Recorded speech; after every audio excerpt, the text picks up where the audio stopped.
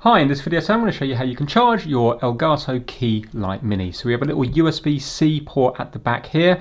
It will take between 60 to 100 minutes to fully charge, and it will last, the charge in this will last around about 4 hours at 50% brightness. So it comes with a charging cable. You can see the way they've done it here, so it doesn't take up any room. So you're plugging that in this way at the back here, and then we're going to be plugging it in here. We have a series of well, you're going to be plugging this into a charger. I'm using a power bank for the purpose of the video here.